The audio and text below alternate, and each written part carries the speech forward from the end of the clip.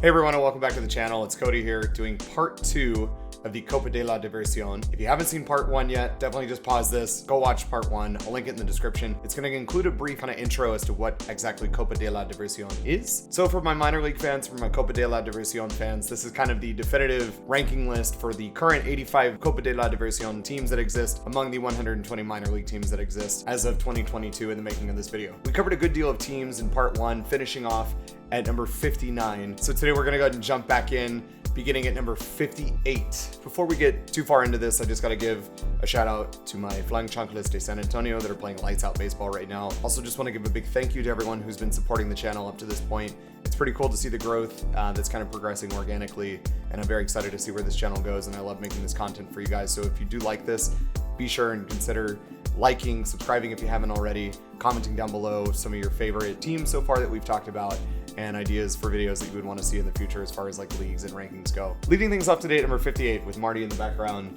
we've got the San Bernardos de Salem for the Salem Red Sox. There's kind of a lot going on here, but overall it's still a very strong logo.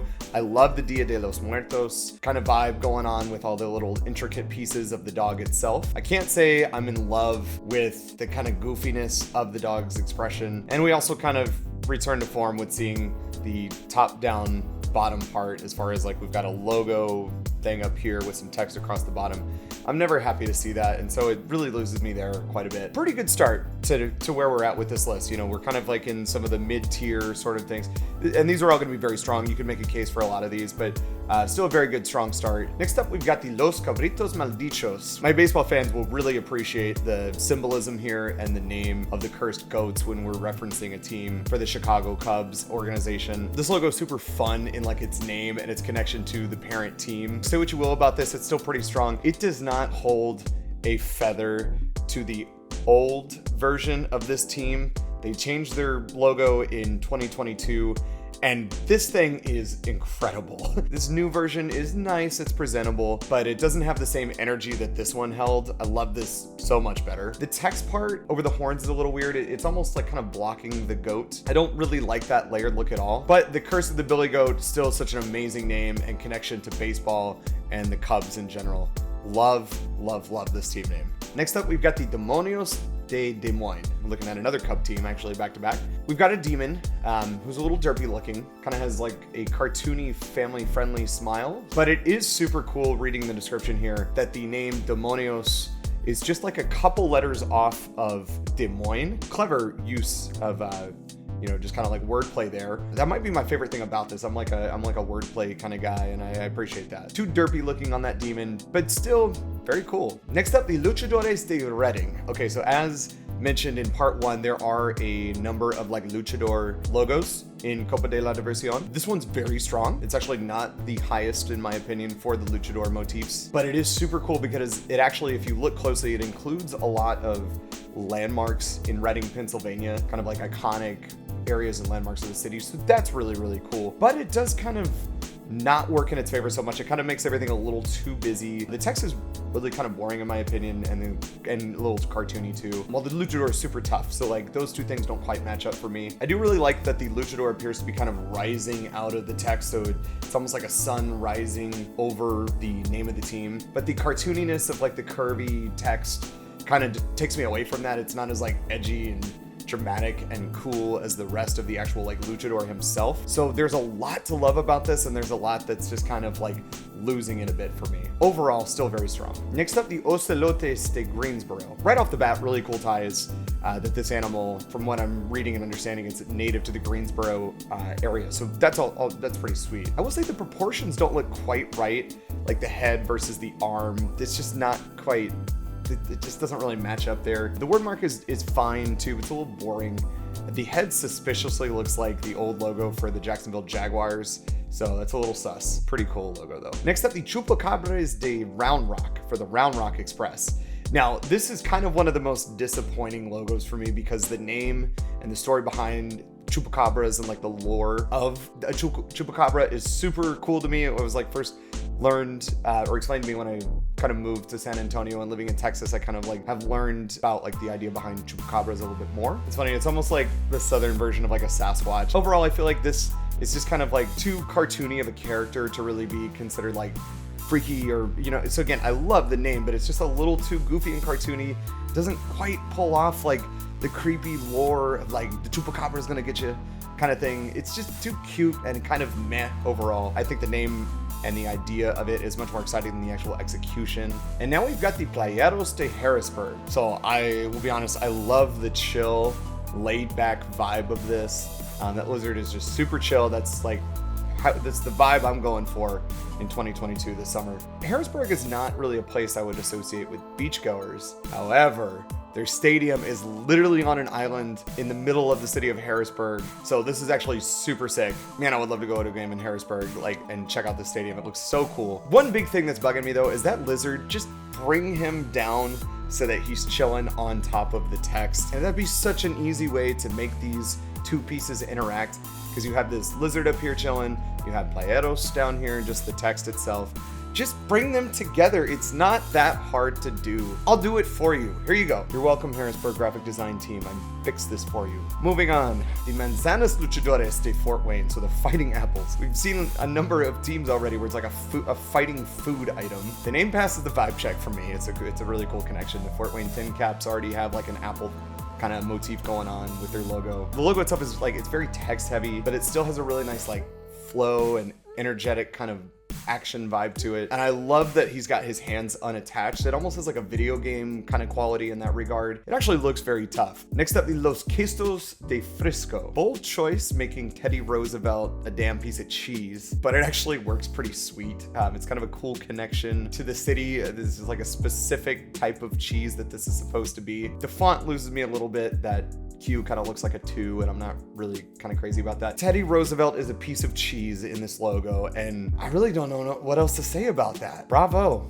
for being so bold. Next up, the Corpus Christi Cumbias. So this is another team that has actually kind of changed their identity, because up until last year, they were the Raspas, which I liked better because I like Raspas a lot better than, not that I don't like music, because that's cool too. I just liked that logo better, and it's summertime and it's 100 degrees already, and I would much rather have a Raspa right now. But this is nice. It's simple and clean. There's no team name or location. There's no text. It's just a logo, which is very nice. I always like, well, tip of the cap, teams that decide to do that. I'm not sure that this super needed to change. This is called a cuatro, this instrument, and it's highlighting cumbia music, which all in all, I'm into. Now we've got the Bolitos de Boing greens, the Bowling Green Hot Rods. This is a direct translation to its team name. Overall, it's not bad. It's kind of hard to make a car look tough, but I think they did a really good job here. The font looks great. The green flames kind of took it away from me. We see a lot of like nasty sort of pea green in a lot of these logos, and it loses me every time. I hate this color of green. We're actually going to see another car logo coming up here shortly. Now we've got the Sodos de Somerset. I love the idea behind this name change. Basically, they just like kept seeing a fox outside of the stadium, so they're like, all right, we're just going to go with the foxes. It's simple and it's cute. I like it. It's a really cool way to tie this specific team name to the actual stadium in the city of Somerset. The fox looks very fun and mischievous. It's a great design. It's overall very fun and again inventive. You know, they just kept seeing this fox, so they just decided to just name their Copa identity after the fox. And I like that.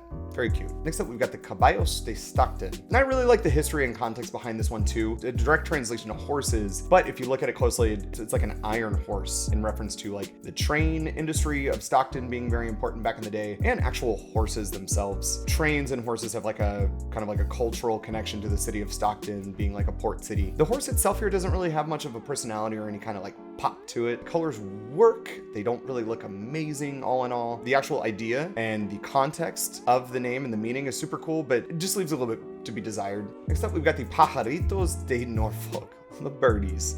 It's cute, fun logo, very inoffensive. Great use of keeping its connection to the parent club of the Baltimore Orioles. Really nice touch there. So the message that he's holding, suerte, means luck. I've looked up more information on this. It's like a little birdie holding a note that says luck, and I don't quite understand exactly what's going on with that. But again, it looks super cute. Like the bird kind of looks like a baby Oriole. I really like this overall. As promised, we have another car logo with the Lowriders de Fresno. This is actually another updated look from the logo that they were using previously. previously. So it's a brand new look for 2022. And I like this one better. It's got better colors, but I think I liked the design of the car better on the previous design, so we'll call it a wash. But the font is amazing, and it's probably the only time I actually like the font piece better than the actual logo elemental piece. Great name too, it's a lot of fun. Next up, we've got the Veloros de Columbus. So the colors and logo work very nice here. This is like it's super text-based, like pretty much the whole thing is just one big piece of text. But the text is a part of the logo because it kind of creates this like ocean wave kind of thing going on. The V in Veloros is an exact copy of the C in the original Clipper's name, so that's a really, really nice touch there. I don't personally love the ties of Christopher Columbus, but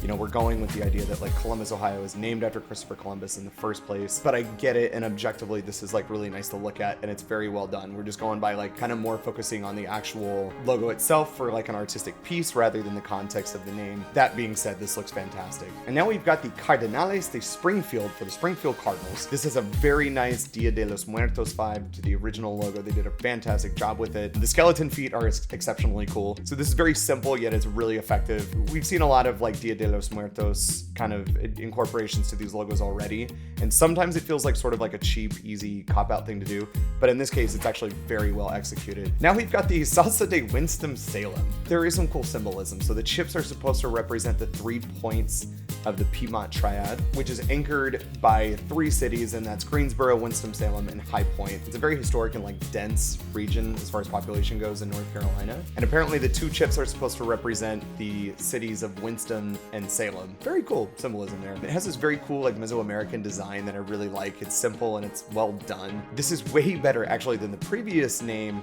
and design of the Copa identity for the Winston-Salem dash, which was the Rayados. And this to me just looked like a very poorly done Major League Soccer logo. So big props to Winston-Salem for updating this and actually making something like simple but cool. And now we've got the Vejigantes de Scranton-Wilkes-Barre. This logo is nuts. It captures the mischievous look that the name implies for the character of the Vigilante. The colors are fun and this works extremely well. I don't know if those are his eyeballs or if they're glasses. I don't know, there's a lot happening. There's a lot of small details here. It's a fun idea and a very fun concept, well executed. I really wish they got rid of that Scranton text. It's way too small and wordy. Kind of want to just focus more on the guy over here because he's really cool and I love that mischievous look. Very fun. Now we've got the Cucuys, the San Bernadino. So again, like what I was saying with the Chupacabras, I love the name and the guts it kind of took to choose it. It's like a mythical boogeyman of like South America. It's not as fierce as he could be. He kind of looks like he's at a restaurant and the server comes up and asks him what he wants to order and he's like looking up at the menu. He just kind of has this sort of like emotionless stare to him. The text is great. I love the slashes in it, but the logo is just kind of fine. And again, we see this nasty green that I don't like that's like bordering all these logos that just takes away. And now we've got the Rapidos de Kannapolis, or the Kannapolis Cannonballers. The Phoenix motif is pretty sweet. It looks tough. It's very unique. I love that the text runs through the logo instead of just being directly like on top or below it. So the text is truly a part of this logo. And it's a cool way to reflect the racing country of Kannapolis. So this genuinely looks speedy with like a motion to it. Very well done. Now we've got the Matamoscas de Midesa. Pinche Moscas. They made a fly swatter look tough and cool and fun, actually. This again shows a lot of action and energy. Very fun colors with that blue and green. This is actually a green that I like. It's not nasty green, it's fun green. And it's got a double M pattern on the actual fly swatter to represent the team name for Midland. I really appreciate that they decided, instead of just being the Matamoscas de Midland, they went with Medessa, which is kind of like a local nickname for the like kind of twin cities of Midland and Odessa, which are 2 large cities of pretty similar population, very close to each other. I actually wish the Midland Rockhounds would grasp on to being like the Medessa Rockhounds. Also that poor fly, I'm so sorry to meet such a fate. Next up, we've got the Gaios del Marva. Again, great clean colors, like kind of like throughout the rest of these rankings, we're gonna be just seeing some fantastic colorization. I suppose that the rooster is very important to the quote unquote dynamic poultry industry on Delmarva, according to the website here with the explanation for the team name. So cool connection to the region, I suppose. Going from shorebirds to the Gaios. Very nicely done overall. Now we've got the holos de guinet. This is very cool. This shows that like a dog breed specifically like a Hispanic dog breed, can work well as a fierce logo, because this looks like fierce, fun, and cute at the same time. When I'm saying that, I'm kind of like talking about like El Paso Chihuahua specifically. Comparing this to that, I actually think this wins. I love the maracas in the design, the colors of that. He's got a catch light on his eye, which adds a lot of depth. Beautiful eyes too. Again, yeah, strikes that perfect balance of being fierce but also tough and fun and cute. Very cool, very well done. Now we've got the Monarcas de Eugene. The name is sweet. I love that the butterfly has a crown, so it's like a monarch, if you will. A lot of nice touches on here with like Pacific Northwest imagery in the wings. Very nice subtle touch. You know, you've got like the trees and everything there, mountains. Beautiful, like subtle. It's kind of like using like Dia de los Muertos kind of motifs, but adding more of like a specific flair for like the Pacific Northwest for like Oregon. And I really, really like that. This is very, very cool. Now we've got the ardius voladores de Richmond. For the Richmond flying squirrels, literally what this translates to. Strong, solid, bold colors. Almost has like a luchador vibe. The direct translation of the team name is a little lazy, but the luchador kind of acrobat motif is a lot of fun. This feels more epic and big than the actual like flying squirrel like original logo. This has this like superhero epicness to it, and I really like that. The scale on this is super cool. Now we've got the abejas de Salt Lake. So the Salt Lake bees become the Salt Lake bees. Although it's a direct translation, it totally works, because like Utah, you know, with being like the beehive state, it's just like a super important piece of symbolism to the state. It's like an icon, you know, it's very cool. So I'm willing to kind of forgive that. The beehive in the A is a great touch. The Fiesta color theme is very nice. It's not too overdone. It's like just the right amount of color. I've said this before, team names with bees are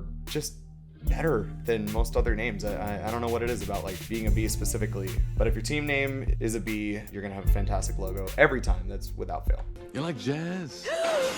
You're gonna have to say this next one with me, because it's a lot of fun to just say this team name. Pepinillos picantes. Pepinillos picantes.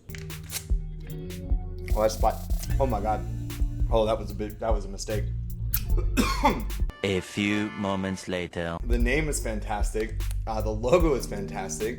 I love the flaming sombrero. I love his expression. Oh my god, I've got spicy pickle all up in my lap. There's a lot of separation between the logo and the script and the team name. Can't say I'm crazy about. My god, I was like so looking forward to this team name, because I've had this in my fridge for like days. We truly live in a society. Every time I open food on camera, I'm always attracting Marty. It's like without fail. He wants no part of this, and I don't want any part in sharing. This is all for me. Now we've got the alebrijes. This is absolutely one of my favorite names that we're gonna see in Copa. Alebrijes are also considered like spirit guides, leading like a spirit, for like a safe passage into the next life. So the inspiration on this is awesome. And again, this is so deeply rooted in symbolism as well. He's like got a coyote body, which plays homage to like the area of Modesto commonly found there. He's got moose antlers, which represents the parent club of Seattle, you know, the big moose guy that I've seen a million times at Mariners games. And he's got wings and talons, which are derived from the Mexican flag, and it represents the area's significant Mexican population. So this is like rooted in symbolism. It's so sick. It's got this really cool spacey vibe to it too, with like some of the little like stars and pieces in the background. And it's all contained in this beautiful elemental piece as well. Really nice symmetry. The only reason that this isn't placed a little higher for me is because of how small the creature, the alebrije, is in general. I want to see more, because he's got a lot of like little details and pieces that we talked about, the antlers and the talons. I want to see more of that. I want that to be big and bold and in your face, and I just want to see more of him. It just brings me down a little bit. It kind of bums me out, but it's still a banger of a logo. And now we've got the barba negras, so the Blackbeards. Sick take on martyrs. Kind of keeps within the pirate vibe. Great connection there. Again, colors are awesome. The font is fantastic and very like piratey. It's gonna get a big bump up for me, because this is called, the mascot is called Marty the Martyr. So very cool. Great way to keep your connection to like the actual team. Awesome logo all around. Very, very strong. And now we've got the Caballeros de Charlotte. The Charlotte like knights, or it's like kind of gentlemen or knights. I love the knight and the horse, but it's just like a little too small, kind of what I was just talking about a little bit ago. I kind of want to see more of that. It has this like this big bold text kind of tilted to the side, and that text looks fine, but again, I wish we could focus more on like the knight and the horse, because they look great. They really do. And now we've got the Mariachis de Nuevo Mexico. I love too when the Copa identity is able to not just change like the name of the team, but like the name of the city. Little subtle touches like that are actually super fun. So it's a very fierce, intimidating looking mariachi guy. I feel like you could get rid of the text and keep everything else and it would still look fantastic. The text doesn't really do it for me. It's kind of like smushed in a little bit in the middle, like a bow tie shape, but the name is fantastic. It's so relevant to Latino culture, and I love everything else about it. He does kind of look a little strange with no arms. I feel like it would look a whole lot better if it was just the skull with the sombrero. If you're gonna have like his uniform too, just maybe add a little bit more detail there, or kind of give him some arms. I feel like it would be stronger, honestly, without a body. Just keep the skull, make that bigger and more in your face. I think I like that a little better, but I love the expression on his face. It's so tough and so sick. Next up, the Tumba Vasquez de Wichita. This one is so fun. Genuinely one of the coolest concepts. It says it's tapping into the mindset of like charros, basically like cowboys. So this is super fun, very imaginative, and I really truly don't mind that top down bottom part thing that I've been talking about here. If anything, it works out kind of nicely because you have this upside down cow, you know, so you kind of need something on the bottom there to show you that it's like, you're not just like looking at this incorrectly, you're looking at it right. So I don't mind that top down bottom part approach here. This is also a brand new logo for 2022. There are 10 new teams for 2022 and we've already seen 8 of them. As a spoiler, we're going to see the final 2 in part 1 because they're incredible. Now we've got the Pelicanos de Myrtle Beach. So the Myrtle Beach Pelicans, simple Spanish translation of the name, but it works here. It's so tough and so sick. Again, no word mark, no text, just the actual logo itself, and I love that tip of the cap. The feet look a little differently textured and slightly out of place to me, but everything else is so sick. The colors here are beautiful, beautiful. This is fun, this is tough, this is sick, and it's slick, and it's really cool. And now we're starting to get into some of my absolute favorites. The Cangrejos Fantasmas de Chesapeake. Another great name that connects the area with like some cool lore, kind of mythy kind of things. The crab is tough and he's fierce. His claws popping out of like the circular logo, which is so cool for like a textured layered look. Colors are unique, they're great, they work well. They came up with this identity after research proved the existence of a small, active Atlantic ghost crab species in the bay. So it's just like this creepy sort of ghostly crab thing that actually exists in the bay. This'll scare him.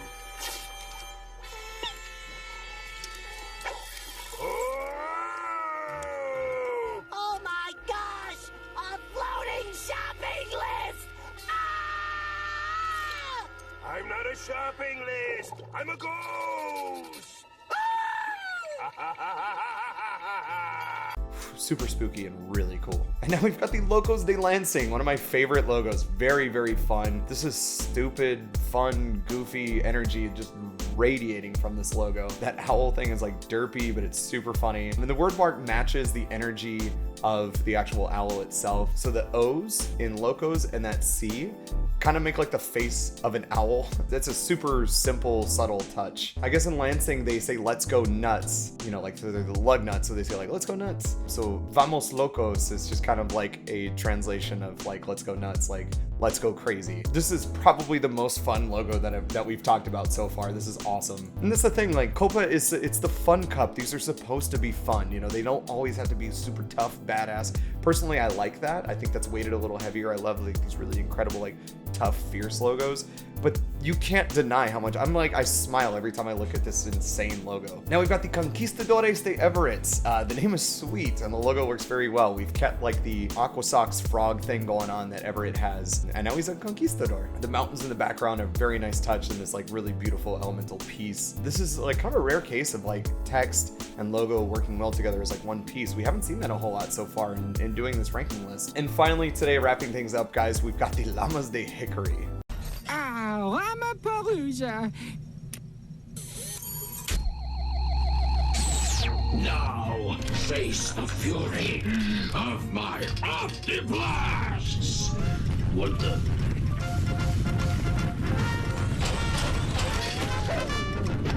Shane, where are we? Ride, Carl! Ride like the wind!